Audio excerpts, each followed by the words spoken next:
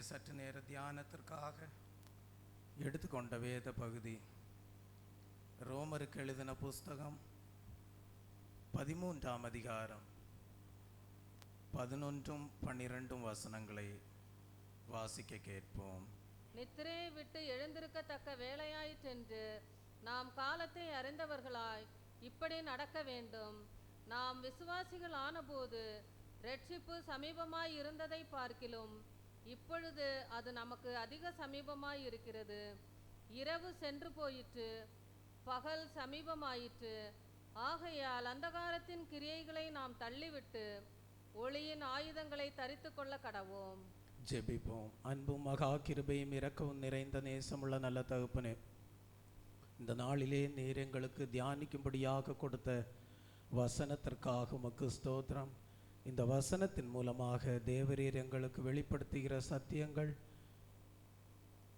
கேட்கிற ஒவ்வொருவருக்கும் ஆசீர்வாதமாக காணப்பட தேவன் தாமே கிருபை நல்கும்.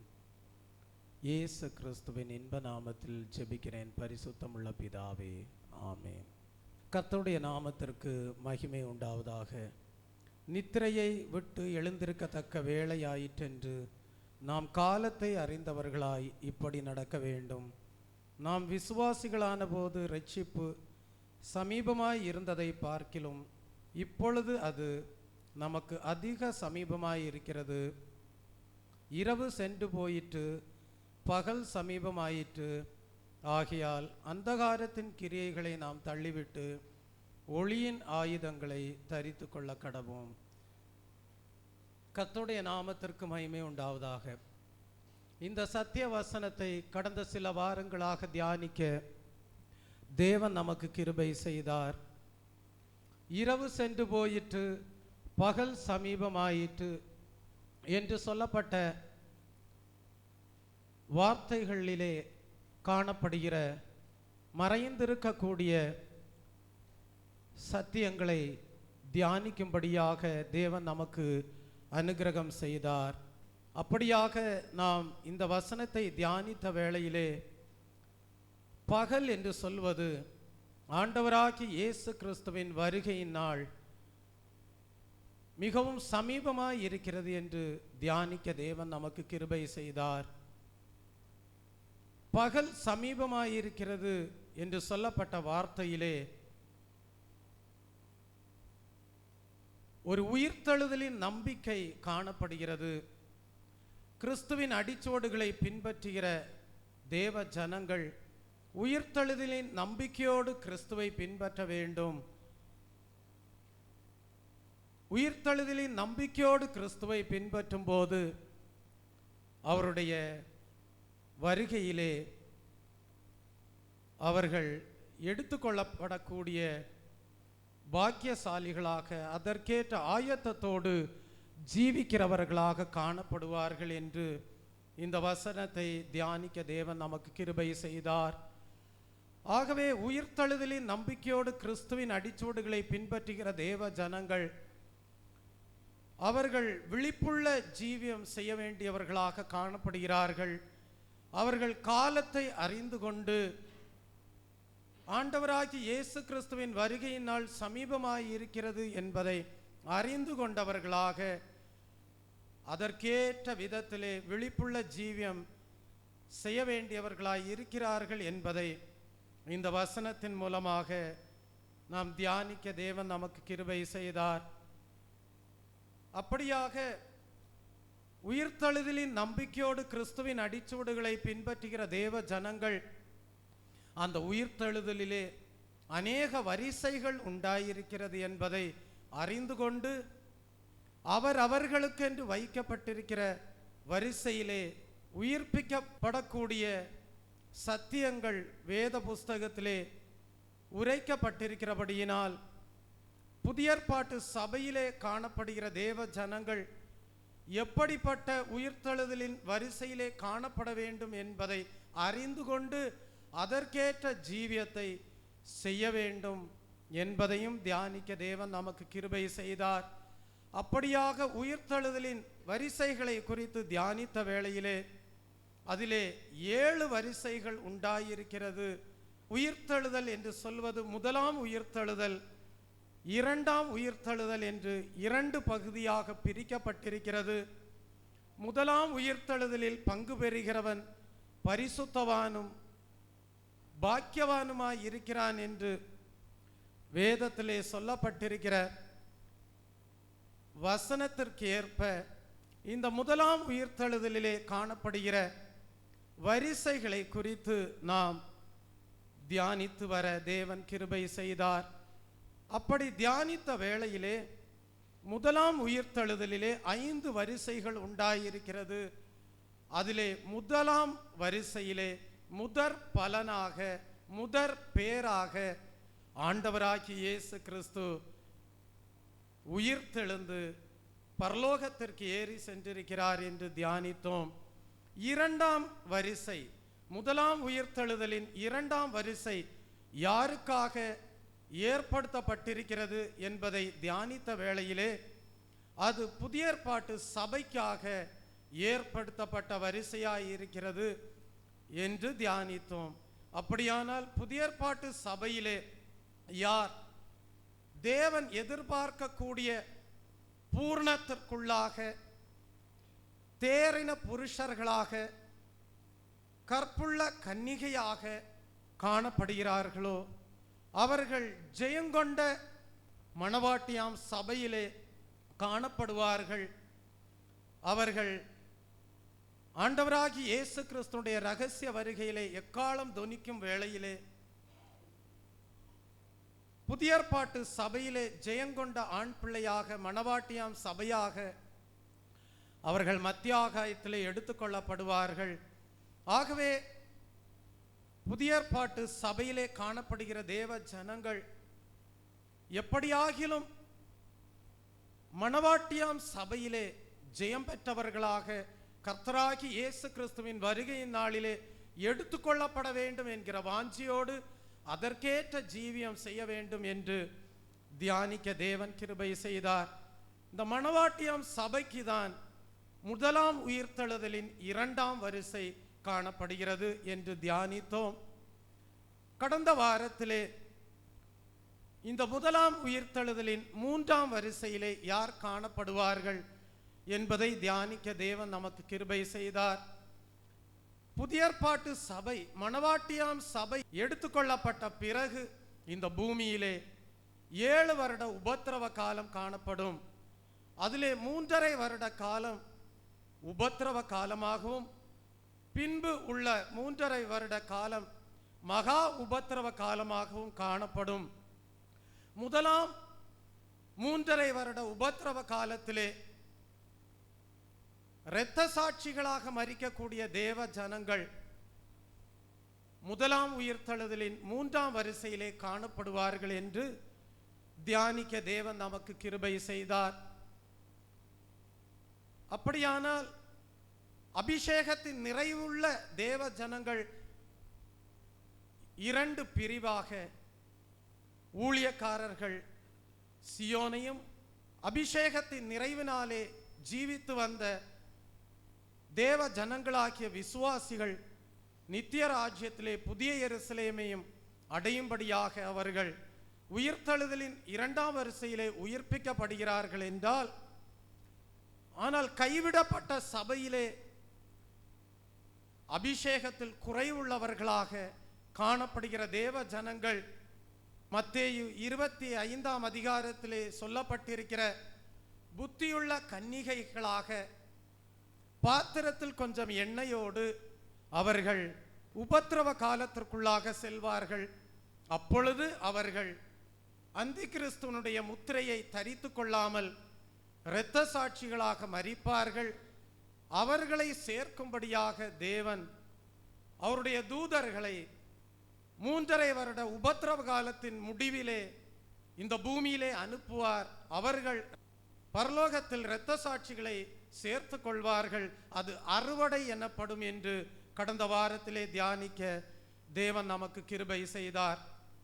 இந்த ஓய்வு நாளின் காலை வேளையிலே இந்த முதலாம் உயிர்த்தெழுதலிலே 4ஆம் வரிசையிலே யார் காணப்படுவார்கள் என்கிற சத்தியத்தை தியானிக்கும்படியாக தேவன் இந்த காலை வேளையிலே நமக்கு கிருபை செய்வாராக.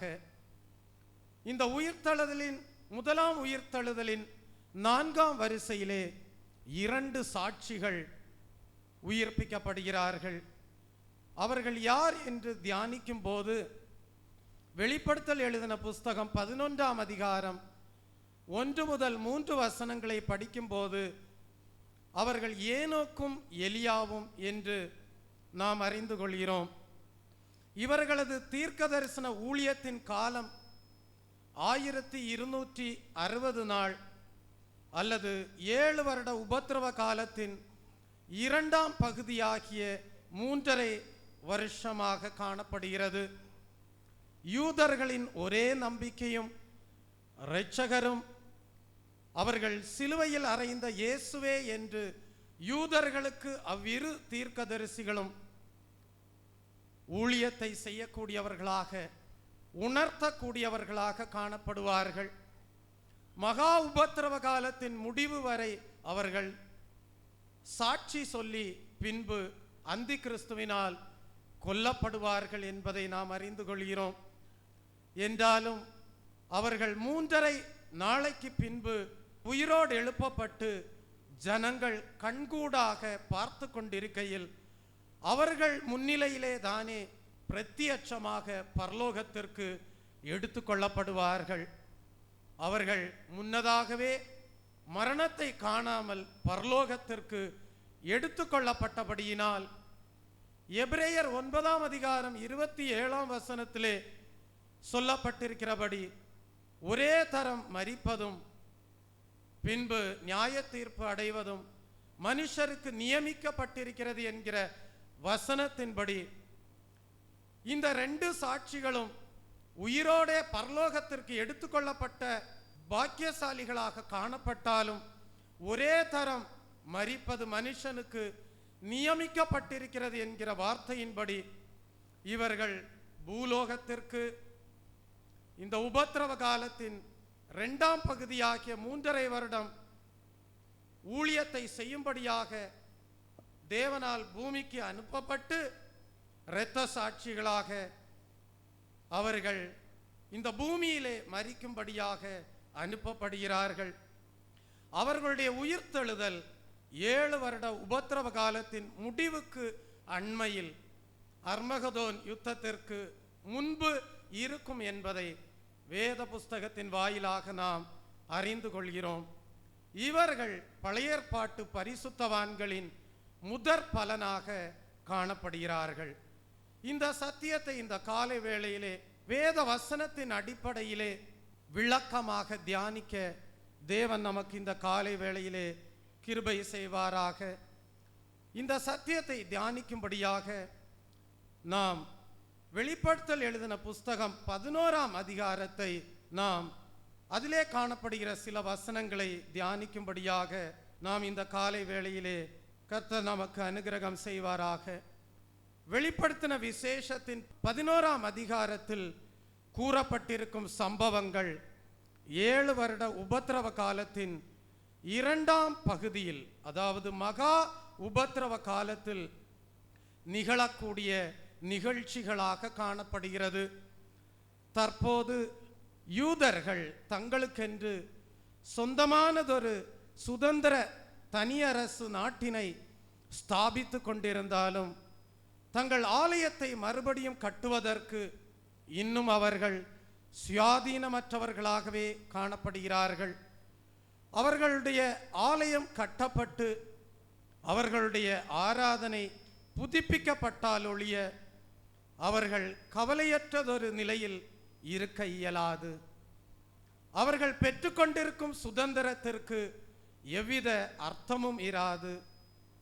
தெய்வ பிள்ளையே இருந்தாலும் அவர்கள் இழந்தவற்றை திரும்பவும் பெற்றுக்கொள்ளும் காலத்தையும் தேவாலயத்தை மறுபடியும் கட்டும் காலத்தையும் குறித்து தேவனுடைய வசனம் எடுத்துரைக்கக்கூடியதாக இருக்கிறது.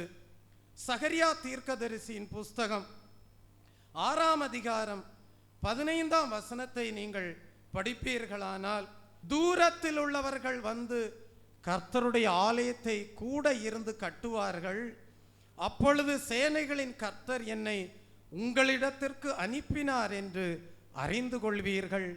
நீங்கள் உங்கள் தேவனாகிய கர்த்தரின் சத்தத்தை கேட்டு நடந்தீர்களானால் இது நிறைவேறும் என்று சொல்லப்பட்டிருக்கிறது. கர்த்தருடைய வருகையிலே, இரகசிய வருகையிலே, சபை எடுத்துக்கொள்ளப்பட்ட பின்பு, அதாவது 7 வருட உபத்திரவ காலம் துவக்கத்திலே அந்தி கிறிஸ்து இஸ்ரவேலரோடு ஒரு உடன்படிக்கை பண்ணி எருசலேமில் ஆலயத்தை திரும்பவும் கட்டுவதற்கு அவர்களுக்கு அனுமதி வழங்குவான் என்பதை அறிகிறோம்.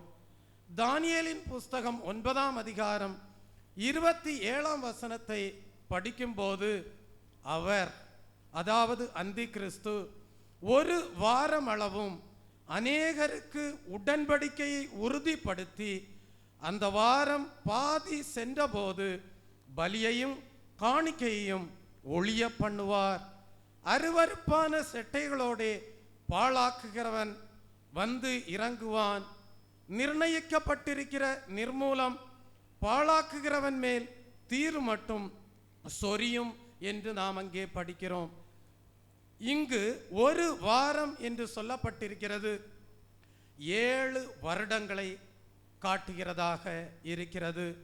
அந்த வாரம் பாதி சென்றபோது என்று சொல்லப்பட்டிருக்கிறது 7 வருட உபத்திரவ காலத்தின் நடுப்பகுதி அல்லது முதல் 3.5 வருடத்தின் முடிவை குறிக்கக்கூடியதாக காணப்படுகிறது. இந்த சமயத்தில்தான் அந்தி கிறிஸ்து தான் யூதரோடு செய்திருந்த உடன்படிக்கையை முறித்து போடுவான் என்பதை அறிகிறோம். அந்தி கிறிஸ்துவின் 7 ஆண்டு ஆட்சியின் பிந்தின 3.5 வருட காலத்தில் இஸ்ரவேலர் அந்தி கிறிஸ்துவின் கையினால் கொடிய உபத்திரவத்தை அனுபவிக்கிறார்கள். அதை குறித்து எரேமியா தீர்க்கதரிசி சொல்லும்போது சொல்லுகிறான். எரேமியா 30ஆம் அதிகாரம் 7ஆம் வசனத்திலே படிக்கிறோம், ஐயோ அந்த நாள் பெரியது, அதை போலத்தொரு நாள் இல்லை, அது யாக்கோபுக்கு இக்கட்டு காலம், ஆனாலும் அவன் அதற்கு நீங்களாகி ரட்சிக்கப்படுவான் என்று சொல்லப்படுவதை பார்க்கிறோம். சகரியாவும் கூட இக்காலத்தை குறித்து சகரியாவின் தீர்க்கதரிசியின் புஸ்தகம் 13ஆம் அதிகாரம் 8-9 வசனங்களிலே சொல்லும்போது சொல்லுகிறான், தேசமெங்கும் சம்பவிக்கும் காரியம் என்னவென்றால் அதில் இருக்கிற 2 பங்கு மனுஷர் சங்கரிக்கப்பட்டு மாண்டு போவார்கள், 3ஆம் பங்கோ அதில் மீதியாயிருக்கும். அந்த 3ஆம் பங்கை நான் அக்கினிக்கு உட்பட பண்ணி வெள்ளியை உருக்குகிறது போல அவர்களை உருக்கி பொன்னை புடமிடுகிறது போல அவர்களை புடமிடுவேன். அவர்கள் என் நாமத்தை தொழுது கொள்ளுவார்கள், நான் அவர்கள் விண்ணப்பத்தை கேட்பேன். இது என் ஜனம் என்று நான் சொல்லுவேன், கர்த்தர் என் தேவன் என்று அவர்கள் சொல்லுவார்கள் என்று சொல்லியிருப்பதை நாம் அங்கே படிக்கிறோம். வெளிப்படுத்தல் எழுதின புஸ்தகம் 11ஆம் அதிகாரம் 1ஆம் வசனத்தை வாசிக்கும் போது, பின்பு வைக்கோலுக்கு ஒப்பான ஒரு அளவுகோல் என்னிடத்தில் கொடுக்கப்பட்டது. அப்பொழுது தேவதூதன் நின்று என்னை நோக்கி, நீ எழுந்து தேவனுடைய ஆலயத்தையும் பலிபீடத்தையும் அதில் தொழுது கொள்ளுகிறவர்களையும் அளந்து பார் என்று சொல்லப்பட்டிருப்பதை படிக்கிறோம். 7 வருட உபத்திரவ காலத்தின் முதல் 3.5 வருடங்களின் முடிவில் தேவாலயம் ஏற்கனவே கட்டப்பட்டிருக்கும் என்பதை இவ்வசனம் நமக்கு வெளிப்படுத்துகிறதாக காணப்படுகிறது. தேவனுடைய ஆலயத்தையும் பலிபீடத்தையும் அதில் தொழுது கொள்ளுகிறவர்களையும் அளக்க வேண்டும் என்று அப்போஸ்தலனாகிய யோவானுக்கு கூறப்பட்டது.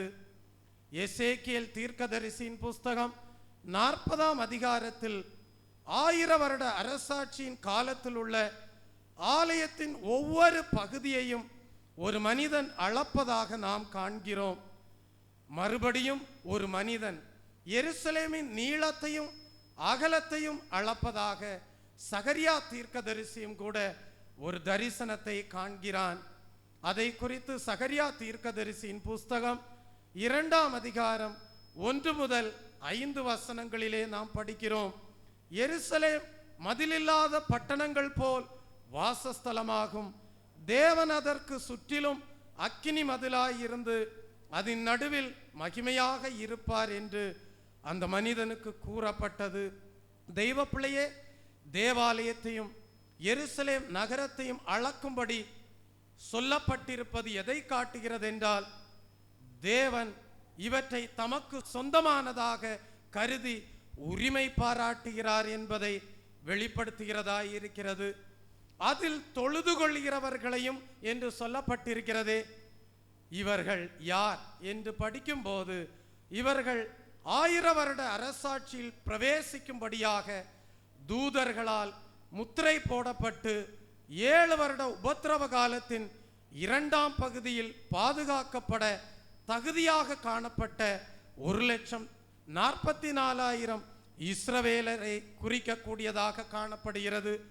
இதை குறித்து கடந்த வாரத்திலே நாம் வெளிப்படுத்தல் எழுதின புஸ்தகம் 7ஆம் அதிகாரம் 1 முதல் 8ஆம் வசனம் வரைக்கும் சொல்லப்பட்டிருக்கிற சத்தியத்தின் அடிப்படையிலே தியானிக்க தேவன் நமக்கு கிருபை செய்தார். வெளிப்படுத்தல் எழுதின புஸ்தகம் 11ஆம் அதிகாரம் 2ஆம் வசனத்திற்கு வரும்போது, ஆலயத்திற்கு புறம்பே இருக்கிற பிரகாரம் புறஜாதியாருக்கு கொடுக்கப்பட்டபடியால் அதை அளவாமல் புறம்பாக்கி போடு, பரிசுத்த நகரத்தை அவர்கள் 42 மாதம் அளவும் மிதிப்பார்கள் என்று சொல்லப்பட்டிருக்கிறது. தெய்வ ஜனமே, அந்தி கிறிஸ்து இஸ்ரவேலரோடு செய்திருந்த உடன்படிக்கையை முறித்து போட்டு எருசலேமாகிய பரிசுத்த நகரத்தில் உள்ள தேவாலயத்திற்குள் பலவந்தமாய் பிரவேசித்து பரிசுத்த ஸ்தலத்தில் அருவருப்பை நடப்பிப்பான் என்பதை நாம் அறிந்து கொள்கிறோம். அதை குறித்து மத்தேயு எழுதின சுவிசேஷ புஸ்தகம் 24ஆம் அதிகாரம் 14-15 வசனத்தை வாசிக்கும் போது, மேலும் பாழாக்குகிற அருவருப்பை குறித்து தானியேல் தீர்க்கதரிசி சொல்லியிருக்கிறானே, வாசிக்கிறவன் சிந்திக்க கடவன்.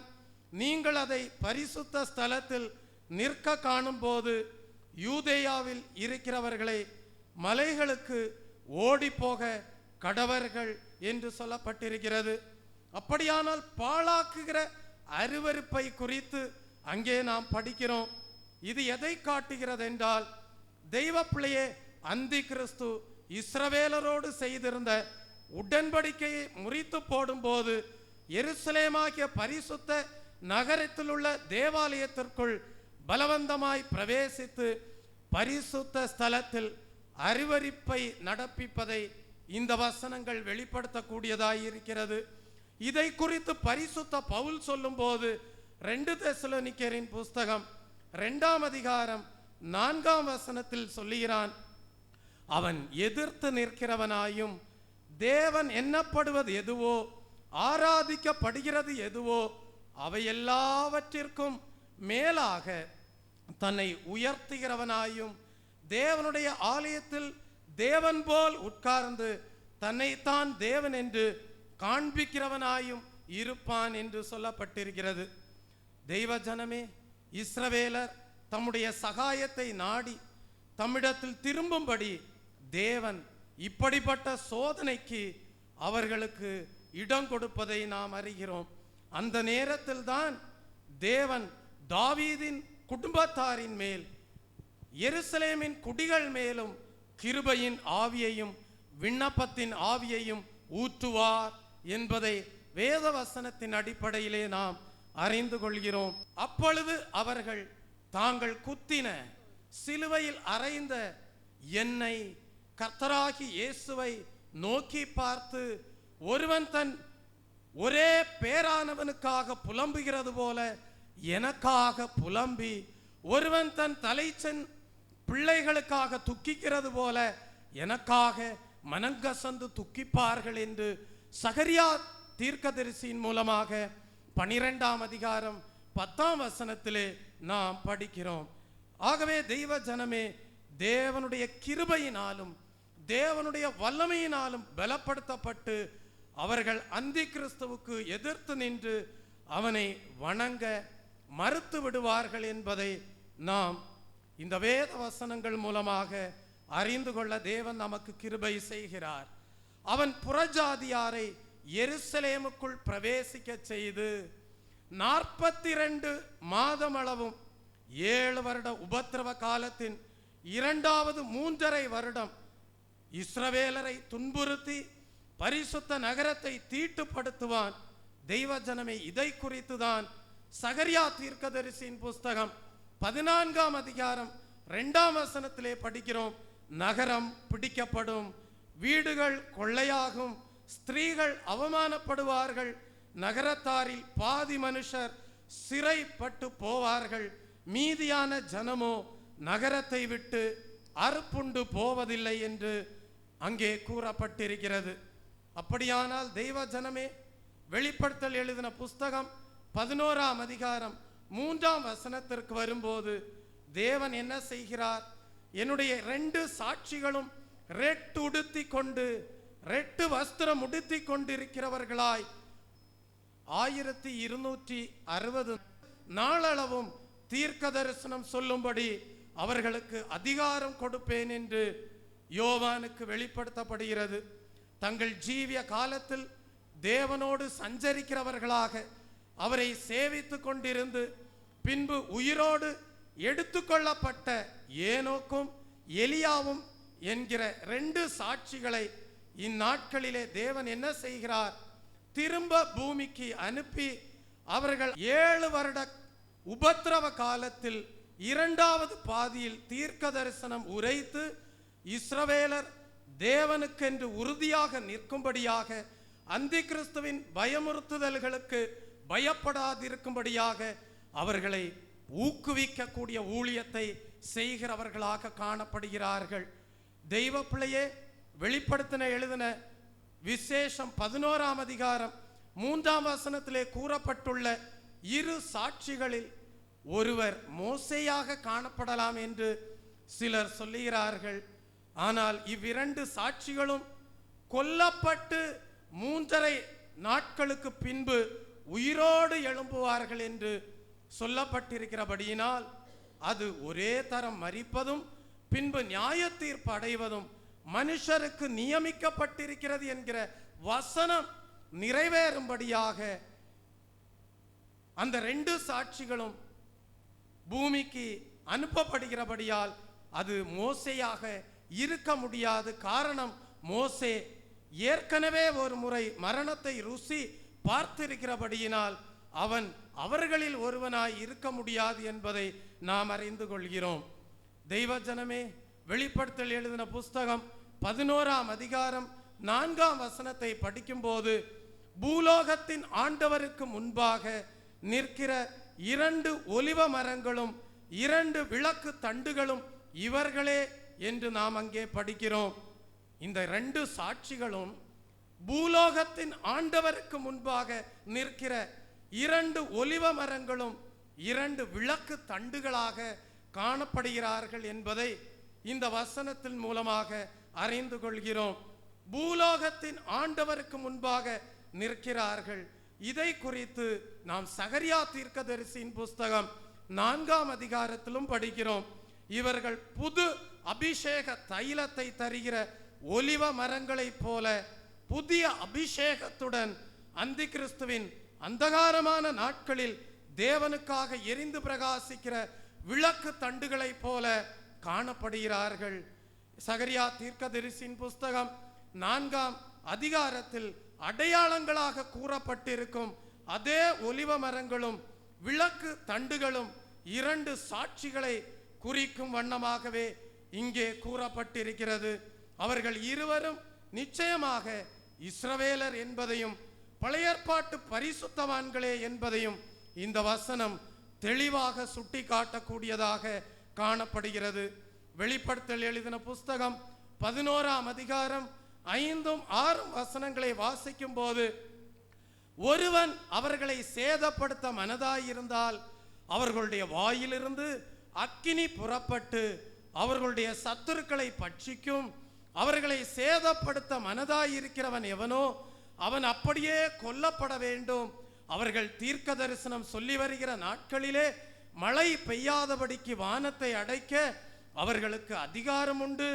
அவர்கள் தண்ணீரை இரத்தமாக மாற்றவும் தங்களுக்கு வேண்டும் போதெல்லாம் பூமியை சகலவித வாதைகளாலும் வாதிக்கவும் அவர்களுக்கு அதிகாரம் உண்டு என்று அங்கே படிக்கிறோம்.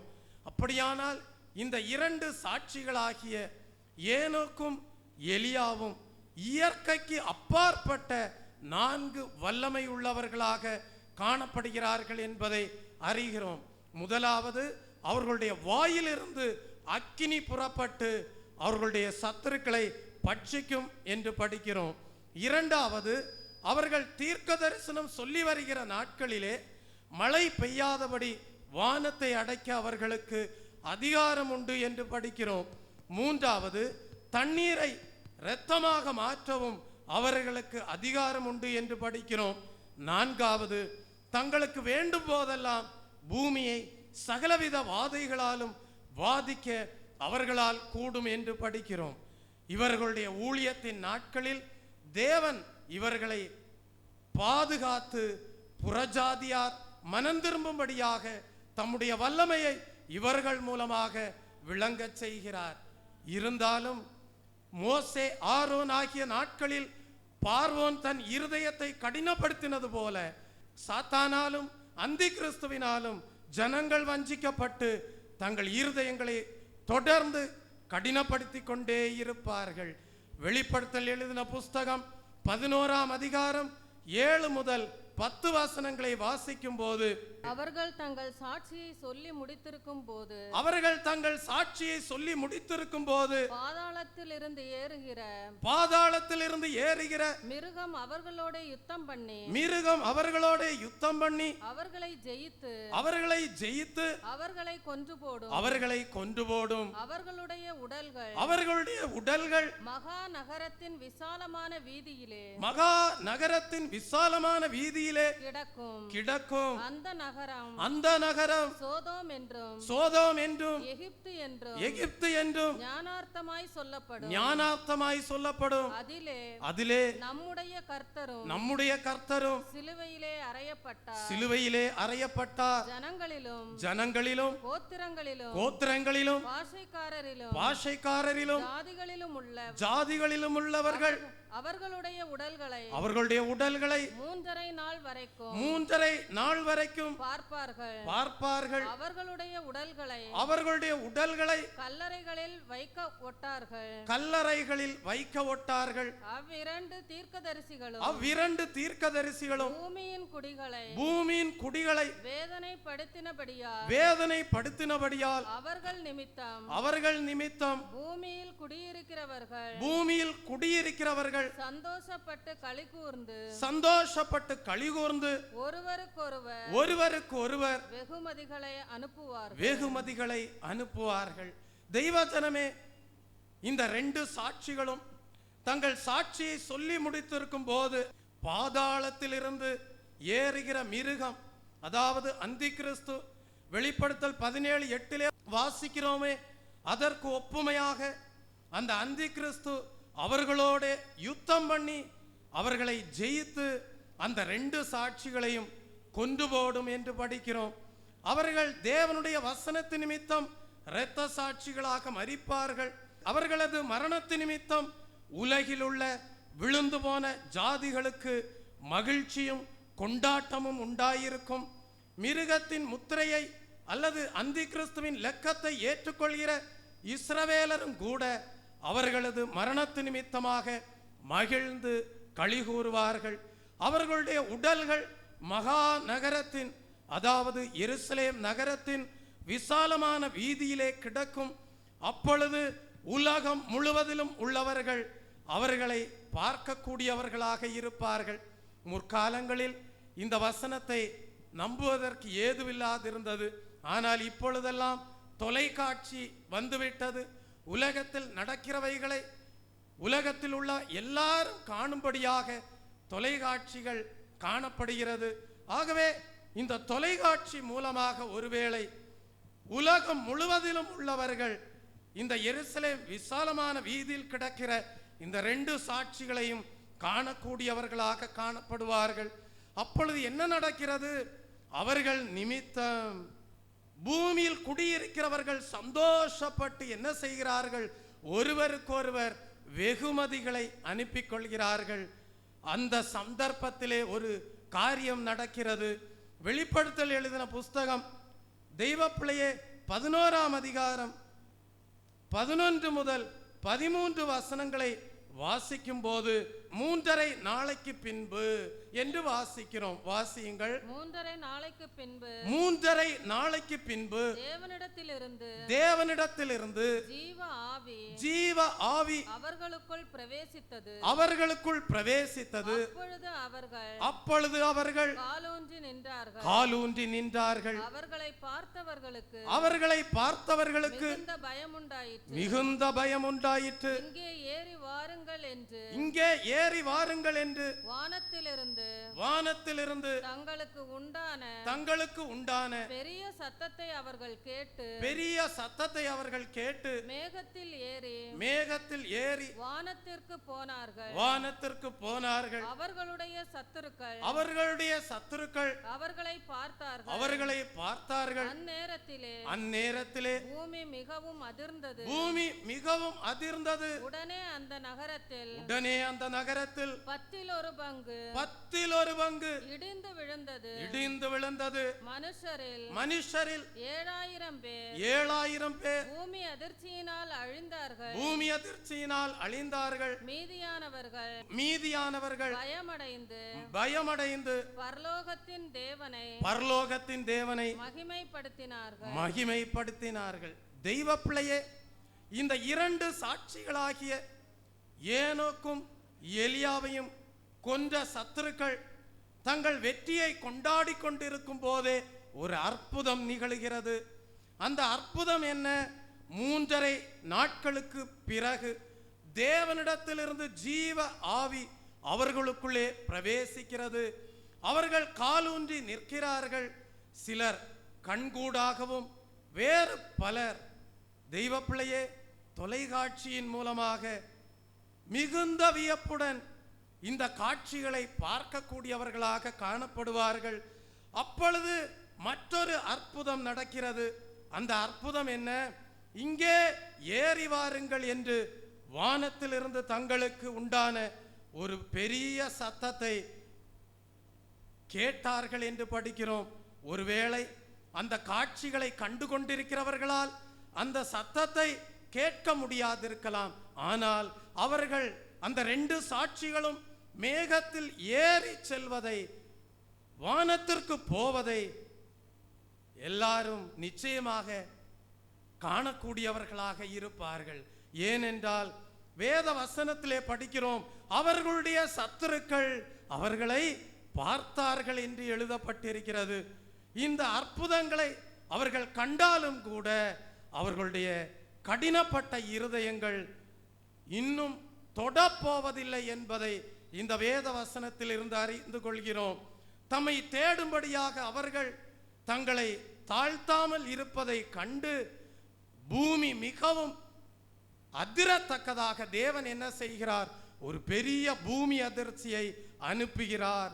அது நிமித்தம் நகரத்தில், அதாவது எருசலேமில் 10 பங்கு இடிந்து விழுந்து மனுஷரில் 7000 பேர் அழிவார்கள் என்று படிக்கிறோம். அப்பொழுதுதான் மீதியானவர்கள் என்ன செய்கிறார்கள்? பயமடைந்து வானத்தையும் பூமியையும் சிருஷ்டித்த தேவன் ஒருவர் இருக்கிறார் என்று விசுவாசித்து பரலோகத்தின் தேவனை மகிமைப்படுத்துவார்கள் என்று இங்கே எழுதப்பட்டிருக்கிறது.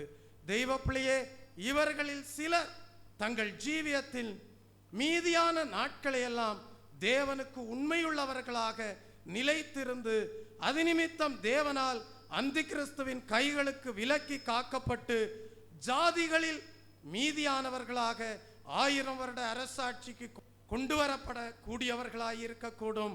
முதலாவது எருசலேமுக்கு விரோதமாக வந்து பின்பு மனஸ்தாபப்பட்டு தேவனிடம் திரும்பிய ஜாதிகளில் மீதியானவர்களை குறித்துதான் சகரியா தீர்க்கதரிசியின் புஸ்தகம் 14ஆம் அதிகாரம் 16ஆம் வசனத்திலே படிக்கிறோம். பின்பு எருசலேமுக்கு விரோதமாக வந்திருந்த எல்லா ஜாதிகளிலும் மீதியான யாவரும் சேனைகளின் கர்த்தராகிய ராஜாவை தொழுது கொள்ளும்படிக்கும் கூடார பண்டிகையை ஆசரிக்கும்படிக்கும் வருஷா வருஷம் வருவார்கள் என்று சகரியா தீர்க்கதரிசியின் மூலமாக உரைக்கப்பட்டிருப்பதை நாம் படிக்கிறோம். தெய்வ பிள்ளையே, அப்படியானால் ஒரு பெரிய சத்தியத்தை தேவன் நமக்கு இந்த காலை வேளையிலே விளங்க செய்கிறார். இந்த 7 வருட உபத்திரவ காலத்திலே சபையிலே மீதியாயிருக்கிறவர்கள் அபிஷேகத்தின் குறைவுள்ளவர்களாக உபத்திரவ காலத்தினூடாக செல்கிறவர்கள் அந்தி கிறிஸ்துவினால் இரத்த சாட்சியாக மரித்து முதலாம் உயிர்த்தெழுதலின் 3ஆம் வரிசையிலே எடுத்துக்கொள்ளப்படுகிறார்கள். அதே நாட்களிலே தானே இஸ்ரவேலரிலே ஒரு கூட்டத்தார் 1,44,000 பேர் முத்திரையிடப்படுகிறார்கள். அவர்கள் மகா உபத்திரவ காலத்திலே அந்தி கிறிஸ்துவினால் கொடுமையாக வேதனைக்குள்ளாக சென்றாலும் கூட அவர்கள் அந்த மிருகத்தின் லெக்கத்தை ஏற்றுக்கொள்ளாமல் அவர்கள் அந்த மகா உபத்திரவ காலத்திலே தேவனால் பாதுகாக்கப்படுகிறார்கள். அதே வேளையிலே அந்த மகா உபத்திரவ காலத்திலே என்ன நடக்கிறது? தெய்வ பிள்ளையே, தேவனுடைய கோபாக்கினையின் கலசங்கள் ஊற்றப்படுகிறது. ஊற்றப்படுகிற வேளையிலே ஜாதிகளிலே அநேகர் இருதயத்தை கடினப்படுத்துகிறார்கள். ஆனால் யூதர்களுக்கு சுவிசேஷத்தை அறிவிக்கும்படியாக, யூதர்களை ரட்சிக்கும்படியாக தான் ஆண்டவராகிய இயேசு கிறிஸ்து மேசியாவாக இந்த உலகத்திலே வந்தார் என்பதை அந்த மகா உபத்திரவ காலத்திலும் அறிவிக்கும்படியாக தேவன் தம்முடைய 2 சாட்சிகளாகிய ஏனோக்கையும் எலியாவையும் இந்த உலகத்திலே அனுப்புகிறார். தெய்வ பிள்ளையே, சிலர் மனம் திரும்புகிறார்கள், சிலரோ மனம் திரும்பாமல் இருதயத்தை கடினப்படுத்துகிறார்கள். தெய்வ பிள்ளையே, அந்நாட்களிலே மனம் திரும்புகிறவர்கள் அந்த மகா உபத்திரவ காலத்திலே அழிக்கப்படாமல் அதன் பிறகு வரக்கூடிய 1000 வருட அரசாட்சியிலே, தேவனுடைய அரசாட்சியிலே குடிமக்களாக காணப்படும்படியாக அவர்கள் ஏற்படுத்தப்படுகிறார்கள். ஆனால் இந்த சுவிசேஷத்தை மகா உபத்திரவ காலத்திலே, அதாவது 7 வருட உபத்திரவ காலத்தின் 2ஆம் பகுதியாகிய 3.5 வருட காலத்திலே சுவிசேஷத்தை அறிவிக்கும்படியாக தங்களுடைய சாட்சிகளை தீர்க்க தரிசனமாக உரைக்கும்படியாக வருகிற 2 சாட்சிகளும் ஏனோக்கும் எலியாவும் அந்த மகா உபத்திரவ காலத்தின் முடிவிலே அவர்கள் இரத்த சாட்சிகளாக அந்தி கிறிஸ்துவினால் கொல்லப்படுகிறார்கள். அவர்கள் கொல்லப்படுவதன் மூலமாக முழு உலகத்திலும் ஒரு பெரிய சந்தோஷம் உண்டாகிறது. சத்துருக்கள் அதை கொண்டாடுகிறார்கள். அதை முழு உலகத்தில் உள்ளவர்களும் கண்டு சந்தோஷப்பட்டு ஒருவருக்கு ஒருவர் வெகுமதிகளை அனுப்பி கொடுப்பதை நாம் இந்த வேத வசனத்திலே படித்தோம். அந்த சந்தர்ப்பத்திலே ஒரு அற்புதம் நடக்கிறது. அந்த அற்புதம் என்ன? தேவனுடைய ஆவி பரலோகத்திலிருந்து இறங்கி வருகிறது. அந்த தேவனுடைய ஆவி 2 சரீரத்திற்குள் பிரவேசிக்கும் போது அவர்கள் காலூன்றி நிற்கிறார்கள். காலூன்றி நிற்கும் போது இந்த அதிசயத்தையும் சத்துருக்கள் கண்டார்கள் என்று படிக்கிறோம். அவர்கள் கண்டுகொண்டிருக்கும் போதே இந்த 2 சாட்சிகளும் உயிர்ப்பிக்கப்பட்டவர்களாக தேவனால் பரலோகத்திற்கு எடுத்துக்கொள்ளப்படுகிறார்கள். இந்த 2 சாட்சிகளும் தான் முதலாம் உயிர்த்தெழுதலில் 4ஆம் வரிசையிலே காணப்படுகிறார்கள். இவர்கள் பழைய ஏற்பாட்டு கால பரிசுத்தவான்களின் முதற் பேறு என்று அழைக்கப்படுகிறார்கள். தெய்வ ஜனமே, அப்படியானால் இந்த மகா உபத்திரவ காலத்திலே என்ன நடக்கிறது என்றால், இந்த 2 சாட்சிகளுடைய ஊழியம் ஒரு பக்கம் நடந்து கொண்டிருந்தாலும் இந்த மகா உபத்திரவ காலத்திலே தேவனுடைய கோபாக்கினையின் கலசம் நியாய தீர்ப்பின் எக்காலங்களாக ஊதப்படுகிறது. தேவனுடைய கோபாக்கினை இந்த பூமிக்கு கடந்து வருகிறது என்பதை நாம் அறிகிறோம். அந்த சத்தியத்தை தியானிக்கும்படியாக நாம் வெளிப்படுத்தல் எழுதின புஸ்தகம் 15ஆம் அதிகாரத்திற்கு நம்முடைய கவனத்தை திருப்ப தேவன் கிருபை நல்குவாராக. வெளிப்படுத்தல் எழுதின விசேஷத்தின் 15ஆம் அதிகாரமானது முதல் 3.5 வருட உபத்திரவத்தின் முடிவையும் 2ஆம் 3.5 வருட உபத்திரவ காலத்தின் துவக்கத்தையும் குறித்து எடுத்து கூறக்கூடியதாயிருக்கிறது. 2ஆம் 3.5 வருட உபத்திரவத்தின் போது தேவன் முழு உலகத்தின் மீதும் தமது நியாய தீர்ப்பை அனுப்புகிறார். எனவே தெய்வ பிள்ளையே, இது முதல் 3.5 வருட உபத்திரவத்திலிருந்து வித்தியாசமானதாகவே காணப்படுகிறது. மிருகமும், அதாவது அந்தி கிறிஸ்துவும் கள்ள தீர்க்கதரிசியும் கூட தேவனுடைய கோபாக்கினையை, நியாய தீர்ப்பை சந்திக்கக்கூடிய காலகட்டமாக இந்த மகா உபத்திரவ காலம் காணப்படுகிறது. மிருகமும் கள்ள தீர்க்கதரிசியும் இந்த மகா உபத்திரவ காலத்திற்கு முன்பாகவே இஸ்ரவேலரோடு உடன்படிக்கை செய்திருப்பார்கள். அதை நாம் தானியேலின் புஸ்தகம் 9ஆம் அதிகாரம் 27ஆம் வசனத்திலே நாம் படிக்கிறோம். ஆனால் என்ன நடக்கிறது? அதற்கு பின்பு அவர்கள் தேவாலயத்தினின்று பலியையும் காணிக்கையும் ஒழிய பண்ணி அதை அருவருப்புகளால் பாழாக்குவார்கள். அதை நாம் வெளிப்படுத்தல் எழுதின புஸ்தகம் 7ஆம் அதிகாரம் 4 முதல் 8 வசனங்களிலே படிக்கிறோம். அப்பொழுது 1,44,000 முத்திரை போடப்பட்ட இஸ்ரவேலர்கள் தாங்கள் அந்தி கிறிஸ்துவோடு செய்திருந்த உடன்படிக்கையை முறித்து போடுவார்கள் என்று அறிந்து கொள்கிறோம். தெய்வ ஜனமே, ஒரு சத்தியத்தை தேவன் விளங்கச் செய்கிறார். இஸ்ரவேலர்கள் மகா உபத்திரவ காலத்திற்கு முன்பாக அந்தி கிறிஸ்துவோடு என்ன செய்திருக்கிறார்கள்? உடன்படிக்கை செய்திருக்கிறார்கள். ஏன் உடன்படிக்கை செய்தார்கள்? அவன் நல்லவனை போல காட்சியளிப்பான். ஆகவே அவன் கிறிஸ்துவுக்கு ஏற்ற சாயலை உடையவனாக கண்டு இஸ்ரவேலர்கள் என்ன செய்வார்கள்? அவனோடு உடன்படிக்கை செய்து கொள்வார்கள்.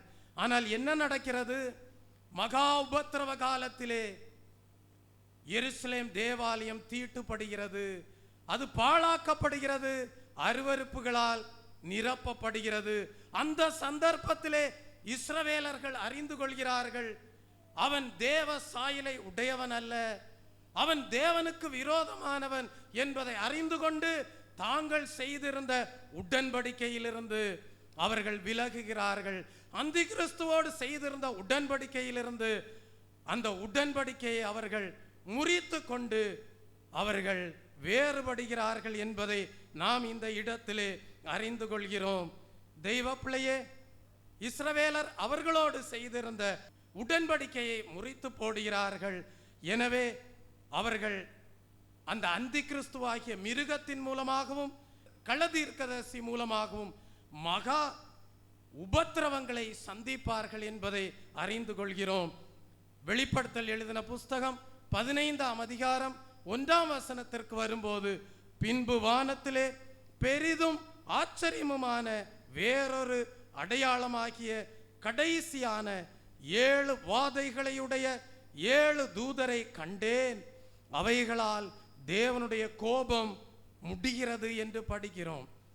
தேவனுடைய கோபாக்கினை என அழைக்கப்படும் கடைசியான 7 வாதைகளை, அதாவது தேவனுடைய ஏளத்தனையான நியாய தீர்ப்புகளை கொண்டு வருவதற்கு ஆயத்தமாயிருக்கும் 7 தூதர்களை அப்போஸ்தலனாகிய யோவான் வானத்திலே காண்கிறார். வெளிப்படுத்தல் எழுதின புஸ்தகம் 15ஆம் அதிகாரம் 2-3 வசனங்களை வாசிக்கும் போது, அன்றியும் அக்கினி கலந்த கண்ணாடி கடல் போன்ற ஒரு கடலையும் மிருகத்திற்கும் அதன் சொரூபத்திற்கும் அதன் முத்திரைக்கும் அதன் நாமத்தின் லெக்கத்திற்கும் உள்ளாகாமல் ஜெயங்கொண்டவர்கள் தேவ சுரமண்டலங்களை பிடித்து கொண்டு அந்த கண்ணாடி கடலருகே நிற்கிறதையும் கண்டேன். அவர்கள் தேவனுடைய ஊழியக்காரனாகிய மோசேயின் பாட்டையும் ஆட்டுக்குட்டியானவருடைய பாட்டையும் பாடி, சர்வ வல்லமையுள்ள தேவனாகிய கர்த்தாவே, தேவரீருடைய கிரியைகள் மகத்துவமும் ஆச்சரியமுமானவைகள், பரிசுத்தவான்களின் ராஜாவே, தேவரீருடைய வழிகள் நீதியும் சத்தியமுமானவைகள், என்று நாம் அங்கே படிக்கிறோம். தெய்வ பிள்ளையே, நாம் சென்ற அதிகாரத்திலே கண்டது போல கர்த்தரின் இரகசிய வருகையில் கைவிடப்பட்டவர்களாக உபத்திரவ காலத்தில் மீந்தி இருக்கும் சபையின் அங்கத்தினர்களில் இரத்த சாட்சிகளாக மரிப்பவர்கள் 3.5 வருடங்களின் முடிவில் உயிர்த்தெழுந்து பரலோகத்தில் இருப்பார்கள். இவ்வசனத்தில் அவர்கள் அக்கினி கலந்த கண்ணாடி கடலருகே நிற்பதாக நாம் வாசிக்கிறோம்.